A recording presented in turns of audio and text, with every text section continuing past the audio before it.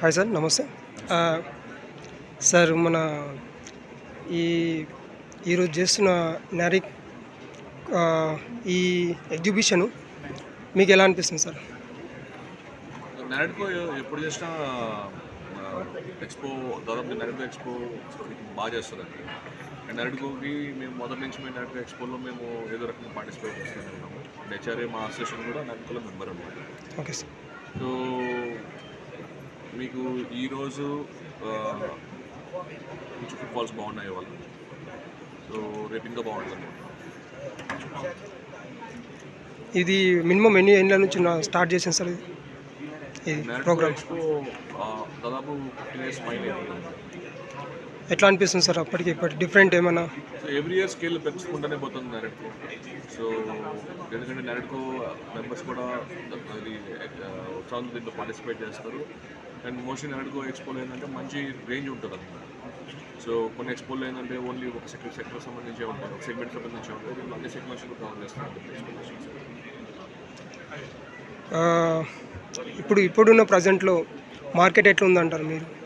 మన మార్కెట్ ఎట్లుంది అంటే మనం కంప్లీట్ హైదరాబాద్ మనం జనరలైజ్ చేయాలి. సో కొన్ని దగ్గరలో స్లో ఉంది, కొన్ని దగ్గరలో బాగుంది. ఎండ్ యూజర్ డిమాండ్ ఎక్కడైతే ఉందో అక్కడ మార్కెట్ బాగానే ఉంది. సో ఇన్వెస్టర్ ఎక్కడైతే ఫోకస్ చేశారో ఇన్వెస్ట్ చేసిన మార్కెట్స్లో కొంచెం స్లో డౌన్. మినిమం ఈ ఏరియా అంటే కస్టమర్స్కు ఒక నాడి అనేవి ఉంటాయి కదా, ఆ నాడి ఇప్పుడు ప్రజెంట్ హైదరాబాద్లో ఏ ఏ ఏరియాలో ఉండొచ్చు మీ అందాజా? సార్ నాడి అంటే ఇప్పుడు జనరల్గా తీసుకుంటే ఇన్ఫ్రాస్ట్రక్చర్ ఎక్కడైతే గవర్నమెంట్ అగ్రెసివ్గా ఇన్వెస్ట్ చేస్తుందో అక్కడ ఎప్పుడు మార్కెట్ బాగుంటుంది.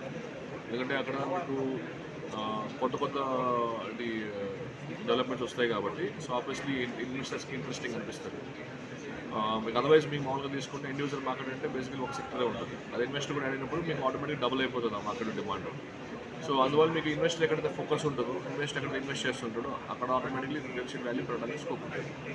ప్రజెంట్ మీ అందాజాల ఎక్కడైతే బెటర్ అని హైదరాబాద్కు అంటే మనం ఇదేం చెప్పలేమండి. ఇప్పుడు హైదరాబాద్ నుంచి ఇక్కడే చాలా వరకు ప్రాబ్లం వచ్చేది. ఎందుకంటే హైదరాబాద్ అంటే హైదరాబాద్ అనే చుట్టుపక్కల అవుటరింగ్ కూడా 160 kilometers 9 kilometers రేడియస్, అంటే దాదాపు 2 సిటీల మధ్య డిస్టెన్స్ అది. సో మనం ఎక్కడ బాగుంటుంది అంటే ఫర్ ఎగ్జాంపుల్ ఇప్పుడు కోకాపేట్ బాగుంది. కోకాపేట్ కొన్ని ప్రాజెక్టులో బాగుంటుంది, కొన్ని ప్రాజెక్టులు మార్కెట్ బాగాలేదు. ఓకే. సో ఇప్పుడు కోకాపేట్ బాగున్నట్టు బాగాలేదా?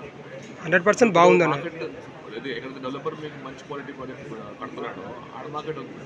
ఎక్కడైతే కొంచెం రెప్యుటేషన్ బాగాలేక డెలివరీ డిలేస్ ఉండి ఆడ మార్కెట్ బాగాలేదు, లేదా ప్రొడక్ట్ క్వాలిటీ ఇష్యూస్ ఉంటే ఆడ మార్కెట్ బాగాలేదు. సో ఒక కోకాపేటలో ఇంత వేరియేషన్ ఉన్నప్పుడు హైదరాబాద్ పక్కన మార్కెట్ ఎలా just variation. Okay sir, thank you sir.